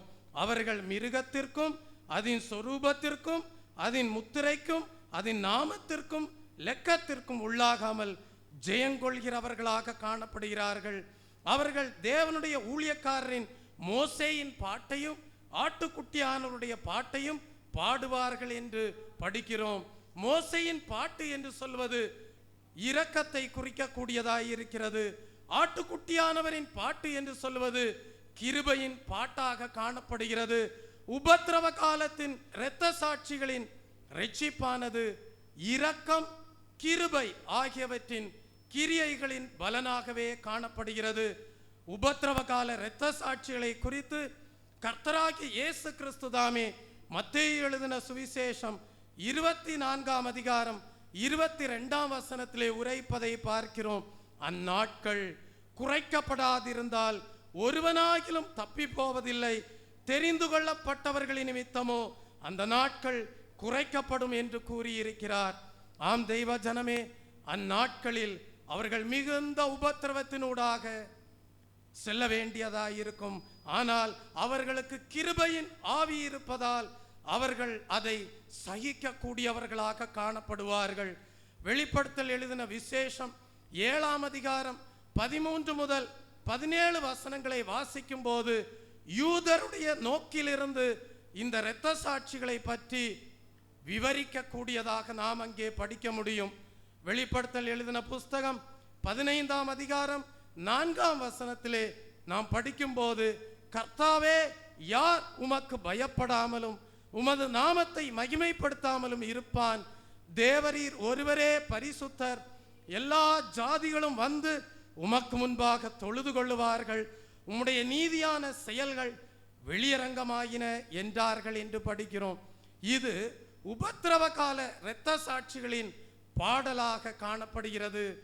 வரப்போகிற நியாய தீர்ப்பையும் பூமியில் கிறிஸ்துவின் 1000 வருட அரசாட்சியும் இது முன்னறிவிக்க கூடியதாய் இருக்கிறது. 7 வருட உபத்திரவ காலத்தின் முடிவில் கிறிஸ்து தமது பரிசுத்தவான்களோடு பூமிக்கு இறங்கி வருவார். அப்பொழுது அர்மகதோன் யுத்தத்தில் அந்தி கிறிஸ்துவும் அவனை பின்பற்றும் ஜாதிகளும் அவரை சந்திப்பார்கள். இங்குதான் எருசலேமுக்கு விரோதமாய் வருகிற எல்லா ஜாதிகளையும் கர்த்தர் அழிக்க பார்ப்பார் என்று சகரியா தீர்க்கதரிசியின் புஸ்தகம் 12ஆம் அதிகாரம் 9ஆம் வசனத்திலே படிக்கிறோம். அவர்கள் அந்தி கிறிஸ்துவை பின்பற்றி வணங்குவதை விட்டுவிட்டு தம்மை ராஜாவாக ஏற்றுக்கொள்வதற்கான ஒரு கடைசி தருணத்தை கர்த்தர் அவர்களுக்கு நியாய தீர்ப்பின் பள்ளத்தாக்கிலே கொடுக்கிறார் என்று யோவேல் தீர்க்கதரிசியின் புஸ்தகம் 3ஆம் அதிகாரம் 14ஆம் வசனத்திலே படிக்கிறோம். ஆகவேதான் தெய்வ பிள்ளையே, சகரியா தீர்க்கதரிசியின் புஸ்தகம் 14ஆம் அதிகாரம் 16இல் படிக்கிறோம், எருசலேமுக்கு விரோதமாக வந்த எல்லா ஜாதிகளிலும் மீதியான யாவரும் சேனைகளின் கர்த்தராகிய ராஜாவை தொழுது கொள்ளும்படிக்கு, அதாவது 1000 வருட அரசாட்சியின் போது கூடார பண்டிகையை ஆசரிக்கும்படிக்கும் வருஷா வருஷம் வருவார்கள் என்று நாம் வாசிக்கிறோம். இதை குறித்து தான் யார் உமக்கு பயப்படாமலும் யார் உம்முடைய நாமத்தை மகிமைப்படுத்தாமலும் இருக்கலாம் என்று நாம் வெளிப்படுத்தல் 15ஆம் அதிகாரம் 4ஆம் வசனத்திலே படித்தோம் தெய்வ பிள்ளையே. அப்படியானால் வெளிப்படுத்தல் 15ஆம் அதிகாரம் 5 முதல் 8 வசனங்களை வாசிக்கும் போது இவைகளுக்கு பின்பு என்று ஒரு சத்தியத்தை நாம் அங்கே படிக்கிறோம். வெளிப்படுத்தல் 15:5 முதல் 8 வசனங்கள். இவைகளுக்கு பின்பு நான் பார்த்தபோது இதோ பரலோகத்திலே சாட்சியின் கூடாரமாகிய ஆலயம் திறக்கப்பட்டது. அந்த ஆலயத்திலிருந்து 7 வாதைகளை உடைய அவ்வேழு தூதர்களும் சுத்தமும் பிரகாசமுமான மெல்லிய வஸ்திரம் தரித்து மார்பருகே பொற்கச்சையை கட்டிக்கொண்டு புறப்பட்டார்கள். அப்பொழுது அந்த 4 ஜீவன்களில் ஒன்று சதா காலங்களிலும் உயிரோடு இருக்கிற தேவனுடைய கோபாக்கினையால் நிறைந்த பொற்கலசங்களை 7 அந்த 7 தூதர்களுக்கும் கொடுத்தது. அப்பொழுது தேவனுடைய மகிமையினாலும் அவருடைய வல்லமையினாலும் உண்டான புகையினால் தேவாலயம் நிறைந்தது. 7 தூதர்களுடைய 7 வாதைகளும் முடியும் வரைக்கும் ஒருவரும் தேவாலயத்திற்குள் பிரவேசிக்க கூடாதிருந்தது என்று படிக்கிறோம். தெய்வ பிள்ளையே, என்ன சம்பவிக்கிறது? இது சாட்சியின் கூடாரமாகிய ஆலயம் என்று படிக்கிறோம். இந்த ஆலயம் வெளிப்படுத்தல் 11ஆம் அதிகாரம் 19 குறிப்பிடப்பட்டிருக்கிறது. அங்கே அப்போஸ்தலனாகிய யோவான் உடன்படிக்கை பெட்டியை காண்கிறார். நாம் ஏற்கனவே கண்டது போல பழைய ஏற்பாட்டு கால பரிசுத்தவான்களின் இருப்பிடம் தெய்வ பிள்ளையே புதிய வானத்திலே காணப்படுகிறது என்றால், அதே புதிய வானத்திலே தான் உபத்திரவ காலத்தின் இரத்த சாட்சிகளும் கூட அவர்களுடைய இடத்தை சுதந்தரித்துக் கொள்கிறார்கள். 7 வாதைகளுடைய 7 தூதர்கள் தமது நியாய தீர்ப்புகளை நிறைவேற்றுவதற்கு தேவன் தூதர்களை என்ன செய்கிறார்? உபயோகிக்கிறார். வாக்குத்தத்த தேசத்தை இஸ்ரவேலர்கள் சுதந்தரித்துக் கொள்ளும்படியாக கானானுக்கு அவர்கள் பிரவேசித்த வேளையிலே 7 பொல்லாத ஜாதிகளை அவர்கள் துரத்த வேண்டியதாய் இருந்தது. தேவன் அந்த சந்தர்ப்பத்திலே கானானில் உள்ள 7 பொல்லாத ஆவிகளை துரத்தும்படியாக ஒரு பெரிய பலத்த தூதனை அனுப்பினார் என்று யாத்ராகமம் 33ஆம் அதிகாரம் 2ஆம் வசனத்திலே படிக்கிறோம். இஸ்ரவேலருக்கு விரோதமாக வந்த அசீரியரின் முழு சேனையையும் முறியடித்து துரத்தும்படியாக ஒரு தூதன் அனுப்பப்பட்டான். அவன் 1,85,000 போர் வீரரை சங்கரித்தான் என்று 2 ராஜாக்களின் புஸ்தகம் 19ஆம் அதிகாரம் 35ஆம் வசனத்திலே படிக்கிறோம். அன்றைக்கு எகிப்திலிருந்து இஸ்ரவேல் ஜனங்கள் மோசையினால் வழிநடத்தப்பட்டு கானானுக்குள் பிரவேசித்த வேளையிலே கானானுக்குள்ளேயும் அவர்களுக்கு ஒரு பெரிய யுத்தம் காணப்பட்டது. அந்த யுத்தத்திலே இஸ்ரவேல் ஜனங்களுக்கு வெற்றியை கொடுக்கும்படியாக தேவன் என்ன செய்தார்? ஒரு பலத்த தூதனை அனுப்பி அந்த தூதன் மூலமாக ஒரு பெரிய வெற்றியை கொடுப்பதை பார்க்கிறோம். அதுபோலவே இனி வரக்கூடிய நாட்களிலேயும் சம்பவிக்க போகிறது. ஜெயங்கொண்ட சபை எடுத்துக்கொள்ளப்பட்ட உடனே மிகாவேலும் அவனுடைய தூதர்களும் வலு சர்ப்பத்தோடும் அதை சேர்ந்த தூதரோடும் யுத்தம் பண்ணி அவர்களை பூமியிலே விழத்தள்ளுவார்கள் என்று வெளிப்படுத்தல் எழுதின புஸ்தகம் 12ஆம் அதிகாரம் 7 முதல் 9 வசனங்களிலே நாம் வாசிக்கிறோம். தெய்வ பிள்ளையே, அந்த வலு சர்ப்பமும் அவனோடு உள்ள தூதர்களும் இந்த பூமியிலே விழத்தள்ளப்படுகிறார்கள். அதுபோலவே அந்தி கிறிஸ்துவையும் கள்ள தீர்க்கதரிசியையும் அவர்களோட கூட மிருகத்தை வணங்கும் ஜாதிகளையும் அதன் நாமத்தையும் லெக்கத்தையும் தரித்து கொள்கிறவர்களையும் 7 வாதைகளுடன், அதாவது தேவனுடைய 7 நியாய தீர்ப்புகளுடன் சந்திக்கும்படி 7 தூதர்கள் அனுப்பப்படுவதை இங்கே நாம் படிக்கிறோம். 7 தூதர்களுடைய 7 வாதைகளும் முடியும் வரைக்கும் ஒருவரும் தேவாலயத்திற்குள் பிரவேசிக்க கூடாதிருந்தது என அப்போஸ்தலனாகிய யோவான் கூறுகிறார். 7 வருட உபத்திரவத்தின் முடிவில், அதாவது தேவனுடைய கோபாக்கினையின் 7 வாதைகளும் ஊற்றப்பட்ட பின்னர் தான் பழைய ஏற்பாட்டு கால பரிசுத்தவான்கள் உயிர் தெழும்புகிறார்கள். அவர்கள் தேவனுடைய ஆலயத்திற்குள் பிரவேசிப்பதற்கு முன்பு நியாய பிரமாணத்தினால் நியாயம் தீர்க்கப்படுகிறார்கள். வெளிப்படுத்தல் எழுதின புஸ்தகம் 11ஆம் அதிகாரம் 18 19 வசனங்களிலே நாம் அங்கே அதை குறித்து படிக்கிறோம். அப்படியானால் மகா உபத்திரவ காலத்திலே இந்த 2 சாட்சிகளாகிய ஏனோக்கும் எலியாவும் உயிரோடு எழுப்பப்பட்டு பரலோகத்திற்கு செல்கிறார்கள். இந்த பூமியிலே தேவனுடைய கோபாக்கினின் கலசம் ஊற்றப்படுகிறது. அந்த தேவனுடைய நியாய தீர்ப்பு முடிந்த பிறகுதான், அந்த கோபாக்கினின் 7 வாதைகளும் ஊற்றப்பட்ட பிறகுதான் பழைய ஏற்பாட்டு கால பரிசுத்தவான்கள் உயிரோடு எழும்புகிறார்கள். அவர்கள்தான் தெய்வ பிள்ளையே முதலாம் உயிர்த்தெழுதலின் 5ஆம் வரிசையிலே காணப்படுகிறார்கள். அவர்கள்தான் தேவனுடைய ஆலயத்திற்குள் நியாயப்பிரமாணத்தின்படி நியாயம் தீர்க்கப்பட்டவர்களாக தேவாலயத்திற்குள்ளே பிரவேசிக்கிறார்கள். அதுவரைக்கும் தேவனுடைய ஆலயத்திற்குள் ஒருவனும் பிரவேசிப்பதில்லை என்று படிக்கிறோம். தெய்வ பிள்ளையே, அப்படியானால் 7 தூதர்களும் தங்கள் கலசங்களில் உள்ளவற்றை ஊற்றியதின் மூலம் உண்டான சம்பவங்களை அப்போஸ்தலனாகிய யோவான் தரிசனங்களை காண்கிறான். அதை குறித்து தான் வெளிப்படுத்தல் எழுதின புஸ்தகம் 16ஆம் அதிகாரத்திலே நாம் வாசிக்கிறோம். அதே அந்த 7 தூதர்கள் 7 கலசங்களில் உள்ளவைகளை பூமியிலே ஊற்றுகிற சம்பவத்தை, அதே சம்பவத்தை வெளிப்படுத்தல் எழுதின புஸ்தகம் 8, 9, 11 ஆகிய அதிகாரங்களில் 7 எக்காலங்கள் ஊதப்பட்டதாக தெய்வ பிள்ளையே தரிசனங்களாக அங்கே விவரிக்கப்பட்டிருக்கிறது. கடைசி நாட்களை பற்றின தரிசனத்தை இந்த 2 வித்தியாசமான நோக்குகளிலே, இஸ்ரவேலரின் நோக்குகளில் இருந்தும் வெளிப்படுத்தல் 4ஆம் அதிகாரத்திலிருந்து 11ஆம் அதிகாரம் வரைக்கும் படிக்கும் போது சபையின் நோக்குகளில் இருந்தும் நம்மால் தெய்வ பிள்ளையை படிக்க முடியும். இஸ்ரவேலரின் நோக்கிலிருந்து வெளிப்படுத்தல் 4 முதல் 11 வரைக்கும், சபையின் நோக்கிலிருந்து வெளிப்படுத்தல் 12ஆம் அதிகாரத்திலிருந்து 20ஆம் அதிகாரம் வரைக்கும் வெளிப்படுத்தக்கூடியதாய் இருக்கிறது. 2 கோணங்கள், இஸ்ரவேலருடைய கோணம், சபையின் கோணத்திலிருந்து சத்தியத்தை நாம் படிக்க வேண்டும். இஸ்ரவேலருடைய நோக்கிலிருந்து எழுதப்பட்டிருப்பதுதான் வெளிப்படுத்தல் 4 11ஆம் அதிகாரம் வரைக்கும். சபையின் நோக்கிலிருந்து காணும்படியான தரிசனங்கள் தான் 12ஆம் அதிகாரத்திலிருந்து 20ஆம் அதிகாரம் வரைக்கும் சொல்லப்பட்டிருக்கிறதா இருக்கிறது.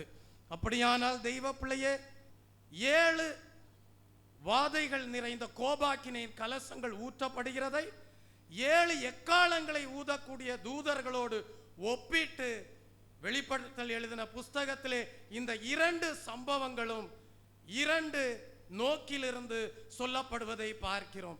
இந்த 2 சம்பவங்களும் ஒரே சம்பவமாக காணப்பட்டாலும் 2 நோக்கிலே அது வெளிப்படுத்தல் எழுதின புஸ்தகத்திலே சொல்லப்பட்டிருக்கிறது. தெய்வ பிள்ளையே, இதை நாம் படிக்கும்படியாக என்ன செய்ய வேண்டும்? 2 அதிகாரங்களை கரத்தில் எடுத்து வைத்துக் கொள்ள வேண்டும். வெளிப்படுத்தல் எழுதின புஸ்தகம் 8ஆம் அதிகாரத்தையும் வெளிப்படுத்தல் எழுதின புஸ்தகம் 16ஆம் அதிகாரத்தையும் கரத்திலே எடுத்து வைத்துக் கொள்ள வேண்டும். வெளிப்படுத்தல் எழுதின புஸ்தகம் 8ஆம் அதிகாரத்திலே 7 எக்காலங்களை குறித்து சொல்லப்பட்டிருக்கிறது. வெளிப்படுத்தல் எழுதின புஸ்தகம் 16ஆம் அதிகாரத்திலே 7 கலசங்களை குறித்து சொல்லப்பட்டிருக்கிறது. இந்த 2 அதிகாரங்களும் 2 நோக்கிலிருந்து சொல்லப்பட்டிருக்கிறது. 8ஆம் அதிகாரம் யூதருடைய நோக்கிலே சொல்லப்பட்டிருக்கிறது. 16ஆம் அதிகாரம் சபையின் நோக்கிலே அதை நாம் காண ஏதுவாயிருக்கிறது. முதலாவது, நாம் 7 எக்காலங்களை, அதாவது யூதருடைய நோக்கிலிருந்து சொல்லப்பட்டிருக்கிற வெளிப்படுத்தல் எழுதின புஸ்தகம் 8ஆம் அதிகாரத்திற்கு வரும்போது, முதலாவது வெளிப்படுத்தல் 8ஆம் அதிகாரம் 7ஆம் வசனத்திலே படிக்கிறோம், பூமி பாதிக்கப்பட்டது என்று படிக்கிறோம். முக்கியமாக தாவரங்கள் பாதிக்கப்பட்டது என்று படிக்கிறோம். 2வது எக்காலம் ஊதப்பட்ட போது என்ன நடக்கிறது? வெளிப்படுத்தல் 8ஆம் அதிகாரம் 8, 9 வசனங்களை வாசிக்கும் போது, 2ஆம் தூதன் எக்காலம் ஊதினான். அப்பொழுது அக்கினியால் எரிகிற மலையும் மலை போன்றதொரு சமுத்திரத்திலே போடப்பட்டது. போதும். 2ஆம் தூதன் எக்காலம் ஊதின வேளையிலே சமுத்திரம் பாதிக்கப்படுகிறது. 3ஆம் தூதன் எக்காலம் ஊதுகிறான். அப்பொழுது ஆறுகள் பாதிக்கப்பட்டன என்று 10, 11 வசனங்களிலே வாசிக்கிறோம். 4ஆம் தூதன் எக்காலம் ஊதினான். சூரியனும் சந்திரனும் பாதிக்கப்பட்டன என்று 12ஆம் வசனத்திலே வாசிக்கிறோம். 5ஆம் தூதன் எக்காளம் ஊதினான். முத்திரையிடப்பட்ட 1,44,000 இஸ்ரவேலர் தவிர மற்றவர்கள், அதாவது அந்தி கிறிஸ்துவின் ஜனங்கள் பாதிக்கப்பட்டார்கள் என்று நாம் படிக்கிறோம். அதை 9ஆம் அதிகாரம் 1 முதல் 12ஆம் வசனம் வரைக்கும் முதலாம் ஆபத்தாக நாம் அங்கே படிக்கிறோம்.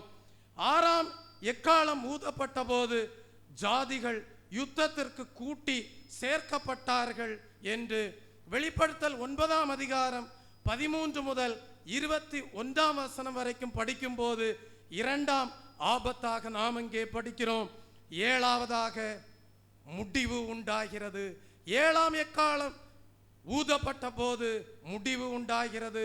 உலகத்தின் ராஜ்யங்கள் கர்த்தருக்கும் அவருடைய கிறிஸ்துவுக்கும் உரிய ராஜ்யங்கள் ஆயின என்று வெளிப்படுத்தல் 11ஆம் அதிகாரம் 15 முதல் 19ஆம் வசனங்களிலே படிக்கிறோம். தெய்வ பிள்ளையே, இதை நாம் சபையின் நோக்கிலிருந்து காணும் போது நாம் 16ஆம் அதிகாரத்திற்கு வரலாம். வெளிப்படுத்தல் எழுதின புஸ்தகம் 16ஆம் அதிகாரத்திற்கு வரும்போது முதலாம் கலசம் ஊற்றப்பட்டது.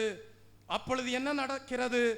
பூமி பாதிக்கப்பட்டது, குடிமக்கள் பாதிக்கப்பட்டார்கள் என்று 16ஆம் அதிகாரம் 2ஆம் வசனத்திலே படிக்கிறோம். 2ஆம் கலசம் ஊற்றப்பட்டது. வெளிப்படுத்தல் 16ஆம் அதிகாரம் 3ஆம் வசனத்திலே படிக்கிறோம். சமுத்திரம் பாதிக்கப்பட்டது என்று படிக்கிறோம். 3ஆம் கலசம் ஊற்றப்பட்டது. 16ஆம் அதிகாரம் 4 7 வசனங்களை படிக்கும் போது ஆறுகள் பாதிக்கப்பட்டன என்று படிக்கிறோம். 4வது கலசம் ஊற்றப்படுகிறது. வெளிப்படுத்தல் 16ஆம் அதிகாரம் 8 9 வசனங்களை வாசிக்கும் போது சூரியனும் சந்திரனும் பாதிக்கப்பட்டன என்று படிக்கிறோம். தெய்வ பிள்ளையே, 5ஆம் கலசம் ஊற்றப்படுகிறது. வெளிப்படுத்தல் 16ஆம் அதிகாரம் 10 11 வசனங்கள் வாசிக்கும் போது அந்தி கிறிஸ்துவின் ராஜ்யமும் மிருகமும் பாதிக்கப்பட்டன என்று படிக்கிறோம். வெளிப்படுத்தல் 16ஆம் அதிகாரம் 12 முதல் 16ஆம் வசனத்தை வாசிக்கும் போது தெய்வ பிள்ளையே, 6ஆம் கலசம் ஊற்றப்பட்டது. ஜாதிகள் யுத்தத்திற்காக அர்மகதோனில் சந்திக்கிறார்கள். தெய்வ பிள்ளையே, 7ஆம் எக்காளம் ஊதப்பட்ட போது அர்மகதோன் யுத்தத்தின் முடிவு உண்டாகிறது. அதை குறித்து வெளிப்படுத்தல் 16ஆம் அதிகாரம் 17 முதல் 21 வசனங்களிலே வாசிக்கிறோம். 1000 வருட அரசாட்சி துவங்குகிறது. தெய்வ பிள்ளையே, இப்படியாக 2 தரிசனங்கள் வெளிப்படுத்தல் எழுதின புஸ்தகம் 8ஆம் அதிகாரத்திலும் வெளிப்படுத்தல் எழுதின புஸ்தகம் 16ஆம் அதிகாரத்திலும் யூதருடைய நோக்கிலிருந்தும் சபையின் நோக்கிலிருந்தும் காண ஏதுவாக அங்கே வெளிப்படுத்தப்பட்டிருக்கிறது. இந்த 2 தரிசனங்களும் 7 வருட உபத்திரவ காலத்தின் 2வது பாதியை குறிக்கக்கூடியதாய் இருக்கிறது. உபத்திரவ காலத்தின் முதல் பாதி முத்திரைகள் உடைக்கப்படுதலோடு தெய்வ பிள்ளையே 6ஆம் அதிகாரத்தில் துவங்குகிறது. 2வது பாதி தேவனுடைய நியாய தீர்ப்பின் கலசம் ஊற்றப்படுவதோடு வெளிப்படுத்தல் 16ஆம் அதிகாரத்தில் துவங்குகிறது. அது 7ஆம் முத்திரை உடைக்கப்பட்டவுடனே வெளிப்படுத்தல் 8ஆம் அதிகாரம் 1ஆம் வசனத்திலே துவங்குகிறது. இச்சம்பவங்கள் அனைத்தும் எல்லா ராஜ்யங்கள் மீதும் வரப்போகிற தேவனுடைய உக்கிரமான நியாய தீர்ப்பாகிய அர்மகதோன் யுத்தத்தை குறிக்கக்கூடியதாய் இருக்கிறது என்பதை வெளிப்படுத்தல் 16 மூலமாக நாம் அறிந்து கொள்கிறோம். ஆகவே தெய்வ பிள்ளையே, சபையில் உள்ள ஒருவராகிலும் இந்த நியாய தீர்ப்பாகிய மகா உபத்திரவ காலத்திலே ஊற்றப்படுகிற தேவனுடைய கோபாக்கினையின் கலசங்கள் இந்த பூமியிலே ஊற்றப்படும் போது அதற்குள் செல்லாதபடி உங்களுடைய ஜீவியத்தை பாதுகாத்துக் கொள்ள கர்த்தர் உங்களுக்கு கிருபை செய்வாராக. உங்களுடைய வரிசை பழைய ஏற்பாட்டின் கால பரிசுத்தவான்களுக்காக வைக்கப்பட்டிருக்கிற முதலாம் உயிர்த்தெழுதலின் தெய்வ பிள்ளையே 5ஆம் வரிசையிலே அல்ல. உங்களுடைய வரிசை முதலாம் உயிர்த்தெழுதலின் 2 சாட்சிகளுக்காக வைக்கப்பட்டிருக்கிற முதலாம் உயிர்த்தெழுதலின் 4ஆம் வரிசையில் அல்ல. உங்கள் வரிசை, உங்கள் உயிர்த்தெழுதலின் வரிசை முதலாம் உயிர்த்தெழுதலின் 2ஆம் வரிசையாயிருக்கிறது. அதற்காகவே அபிஷேகத்தின் நிறைவை பாதுகாத்துக் கொள்ளுங்கள். அந்த அபிஷேகத்தின் நிறைவை பாதுகாத்துக் கொள்ளாதவர்கள் தான் முதலாம் உயிர்த்தெழுதலின் 3ஆம் வரிசையிலே இரத்த சாட்சிகளாக 7 வருட உபத்திரவ காலத்தின் முதற் பகுதியிலே அந்தி கிறிஸ்துவினால் கொல்லப்படுகிறார்கள். அப்படிப்பட்ட உபத்திரவத்திற்குள்ளும் சபை செல்லாதபடி நீங்கள் எல்லாரும் உங்கள் ஜீவியத்தை பூர்ணமாக்கி கொண்டு மணவாட்டியாம் சபையிலே பங்கு கொள்ள கர்த்தர் உங்களுக்கு கிருபை செய்வாராக. நம்முடைய கண்களை மூடுவோம், ஜெபிப்போம். நாம் எல்லாரும் ஒரு 2 நிமிடங்கள் ஸ்தோத்திர பலிகளை ஏறெடுப்போம். கர்த்தாவே, நாங்கள் தேவனுடைய கோபாக்கினையான கலசங்கள் ஊற்றப்படுகிற மகா உபத்திரவ காலத்திற்குள்ளே செல்லாதபடி தெய்வமே நீர் எங்களை பாதுகாத்து கொள்ளும். ஜாதிகளுக்காக யூதர்களுக்காக பிரசங்கம் பண்ண வரப்போகிற 2 சாட்சிகளாகிய எலியா ஏனோக்கு நாட்களுக்குள்ளாக நாங்கள் செல்லாதபடி இந்நாட்களிலே மணவாட்டியாம் சபையிலே பூர்ணமாக்கப்பட்டவர்களாக எங்களுடைய சரீர மீட்புக்காக உம்முடைய ரகசிய வருகைக்காக காத்திருந்து தவிக்கிறவர்களாக காணப்பட கர்த்தாவே கிருபை நல்கும் என்று இந்த வேளையிலே உங்கள் ஆவி ஆத்ம சரீரத்தை கர்த்தருடைய கரத்திலே கொடுத்து கர்த்தாவே எங்களை பூர்ணப்படுத்தும் என்று சொல்லி ஜெபிப்பீர்களானால் நிச்சயமாகவே தேவன் ஜெயங்கொண்ட சபையிலே மணவாட்டியாம் சபையிலே நீங்களும் காணப்பட கர்த்தர் உங்களுக்கு கிருபை செய்வார். எல்லாரும் இருதயத்தின் ஆழத்திலிருந்து கர்த்தாவே இனி வரப்போகிற காரியங்களை குறித்து வேத புஸ்தகத்திலே தெளிவாக சொல்லப்பட்டிருக்கிறது. அதற்கான அடையாளங்களை நாங்கள் இந்த உலகத்திலே இப்பொழுது கண்டு வருகிறோம். இனிமேலும் அது நிறைவேறக்கூடியதாய் இருக்கிறது. உம்முடைய வருகையின் நாள் மிகவும் சமீபமாய் இருக்கிறது. கர்த்தாவே, நாங்கள் உம்முடைய அடிச்சுவடுகளை பின்பற்றுவது ஒரு தலபலவரதவதலவே ஒரு நிச்சயமான ஒரு நல்ல நோக்கத்தோடு பின்பற்றுகிறோம். கர்த்தாவே, உயிர்த்தெழுதலின் 2ஆம் வரிசையிலே காணப்படும்படியாக கர்த்தாவே எங்களை தகுதிப்படுத்தும் என்று சொல்லி இந்த வேளையிலே வேண்டிக் கொள்க. கர்த்தர் உயிர்ப்பிக்கிற தேவ வல்லமையை ஒவ்வொருவருக்கும் கொடுத்து அபிஷேகத்தின் நிறைவை கொடுத்து வெற்றியுள்ள வாழ்க்கை செய்ய கர்த்தர் உங்களுக்கு கிருபை நல்கக்கூடியவராய் இருக்கிறார். ஒரு தலபலவரதவதில் ரபகலவரதவதிலவே சந்தலபலவரதவதில் ரபகலவரதவதிலவரதவதிலவே. ஹல்லேலூயா. அந்த கோபாக்கினையின் கலசங்கள் ஊற்றப்படுகிற நாட்களிலே நீங்கள் காணப்படக்கூடாது. ஒரு தலபலவரதவது அந்த 7 எக்காலங்களை ஊதுகிற தேவ தூதர்களுடைய நியாய தீர்ப்பின் மகா கொடிதான நாட்களுக்குள்ளாக நீங்கள் காணப்படக்கூடாது. ஒரு தலபலவரதவதில் ரபகலவரதவதிலவரதவதிலவே சந்தலபலவரதவதில் ரபகலவரதவதிலவரதவதிலவே ஒரு தலபலவரதவதில் அந்த மகா உபத்திரவ காலத்திற்கு முன்பாக ஒரு தலபலவரதவதிலவே இயேசு கிறிஸ்துடைய ரகசிய வருகையிலே காணப்படும்படியாக இந்த வேளையிலே உங்கள் ஆவி ஆத்ம சரீரத்தை ஒப்பு கொடுத்து ஸ்தோத்திர பலிகளை ஏறெடுப்போம். ஸ்தோத்ரம் ஸ்தோத்ரம் ஸ்தோத்ரம் ஸ்தோத்ரம் ஸ்தோத்ரம் ஸ்தோத்ரம் ஸ்தோத்ரம் ஸ்தோத்ரம் ஸ்தோத்ரம் ஸ்தோத்ரம் ஸ்தோத்ரம் ஸ்தோத்ரம் ஸ்தோத்ரம். அழகாய் நிற்கும் யார் இவர்கள், திரளாய் நிற்கும் யார் இவர்கள், சேனை தலைவராம் இயேசுவின் போர்த்தளத்தில் அழகாய் நிற்கும் யார் இவர்கள், அழகாய் நிற்கும் யார் இவர்கள். எல்லா ஜாதியார் எல்லா கோத்திரம் எல்லா மொழியும் பேசும் மக்களா சிலுவையின் கீழ் இயேசு இரத்தத்தால் சீர் போராட்டம் செய்து முடிப்போர் அழகாய் நிற்கும் யார் இவர்கள், திரளாய் நிற்கும் யார் இவர்கள், சேனை தலைவராம் இயேசுவின் போர்த்தளத்தில் அழகாய் நிற்கும் யார் இவர்கள், அழகாய் நிற்கும் யார் இவர்கள். வெள்ளை அங்கியை தரித்துக் கொண்டு வெள்ளை குருத்தார் ஓலை பிடித்து ஆர்ப்பரிப்பார் சிங்காசனம் முன்பு ஆட்டு குட்டிக்கு மகிமையென்று அழகாய் நிற்கும் யார் இவர்கள்? திரளாய் நிற்கும் யார் இவர்கள்? சேனை தலைவராம் இயேசுவின் போர்த்தளத்தில் அழகாய் நிற்கும் யார் இவர்கள்? அழகாய் நிற்கும் யார் இவர்கள்?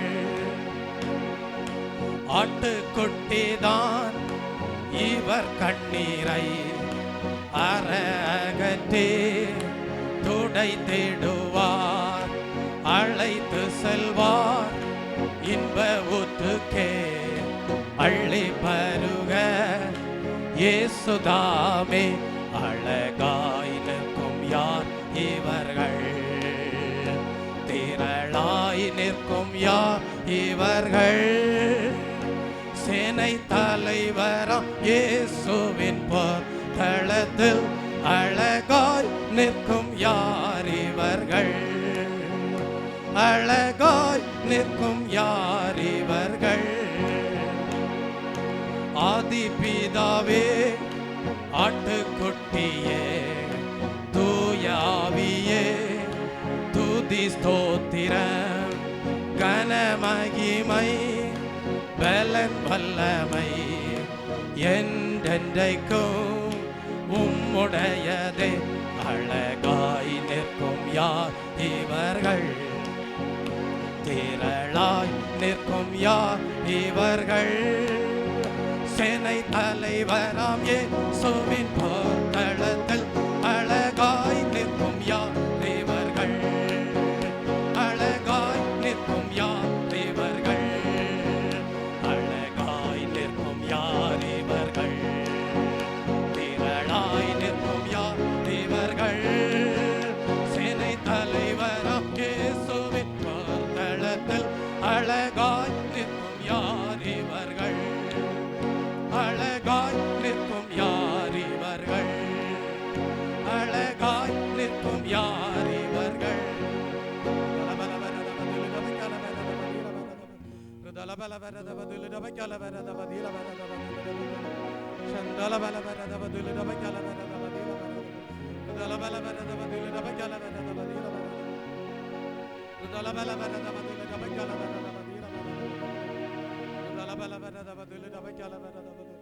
இரவு சென்று போயிட்டு பகல் சமீபமாயிற்று. இரவு சென்று போயிட்டு பகல் சமீபமாயிற்று. கர்த்தருடைய வருகையின் நாள் மிகவும் சமீபமாயிருக்கிறது. இரவு சென்று போயிட்டு பகல் சமீபமாயிற்று. அந்த பகலுக்கு நேராக ஆயத்தத்தோடு சரீர மீட்பாகிய புத்திர சுவிகாரம் வருகிறதற்கு ஆவலோடு தரித்திருக்கிறவர்களாக காணப்பட கர்த்தர் கிருபை செய்வாராக. ஒரு முறை கூட அந்த அடியை பாடுவோமா? அழகாய் நிற்கும் யார் இவர்கள்? திரளாய் நிற்கும் யார் இவர்கள்? சேனை தலைவராம் இயேசுவின் போர்த்தளத்தில் அழகாய் நிற்கும் யார் இவர்கள்? அழகாய் நிற்கும் யார் இவர்கள்? வெள்ளை அங்கியை தரித்து கொண்டு வெள்ளை குருத்தான் ஓலை பிடித்து ஆர்ப்பரிப்பார் சிங்காசனம் முன்பு ஆட்டுக்குட்டிக்கு மகிமை என்று. அழகாய் நிற்கும் யார் இவர்கள்? திரளாய் நிற்கும் யார் இவர்கள்? சேனை தலைவராம் இயேசுவின் போர்த்தளத்தில் அழகாய் நிற்கும் யார் இவர்கள்? அழகாய் நிற்கும் யார் இவர்கள்? நம்முடைய ஆண்டவராகிய இயேசு கிறிஸ்துவின் வருகை நாள் மிகவும் சமீபமாய் இருக்கிறது.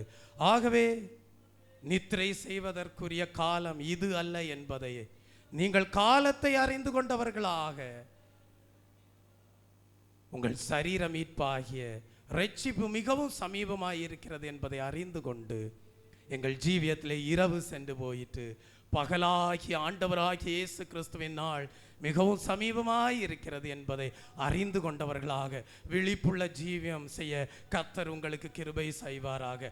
அப்படியே தேவன் தம்முடைய விசேஷித்த அபிஷேகத்தின் நிறைவோடு உங்களை பாதுகாத்து விழிப்புள்ள ஜீவியம் செய்து சரீர மீட்பாகிய கடைசி காலத்து ரட்சிப்பை கிறிஸ்துவின் வருகை நாளிலே பெற்றுக்கொள்ள கர்த்தர் அனுகிரகம் செய்யும்படியாக ஸ்தோத்தரிப்போம்.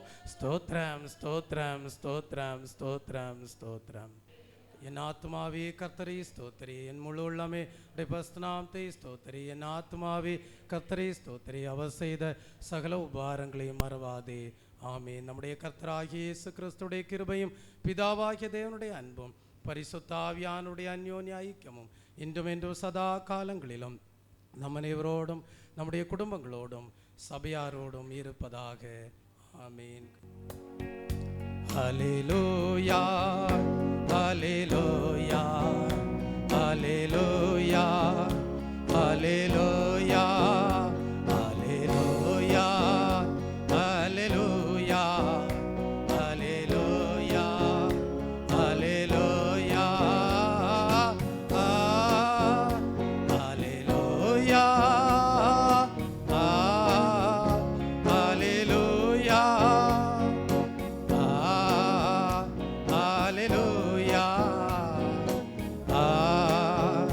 ஹல்லேலூயா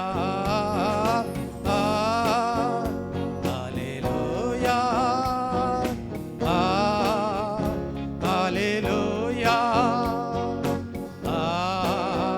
ஹல்லேலூயா ஹல்லேலூயா ஹல்லேலூயா ஹல்லேலூயா. கர்த்தருடைய வருகை நாள் மிகவும் சமீபமாயிருக்கிறது என்பதை அறிந்து கொண்டு அதற்கேற்ற விழிப்புள்ள ஜீவியம் செய்ய கடைசி காலத்து ரட்சிப்பாகிய சரீர மீட்பின் ரட்சிப்பையும் பெற்றுக்கொண்டு அந்த முதலாம் உயிர்த்தெழுதலின் 2ஆம் வரிசையில் எடுத்துக்கொள்ளப்பட கர்த்தர் உங்களுக்கு கிருபை செய்வாராக. ஆமென்.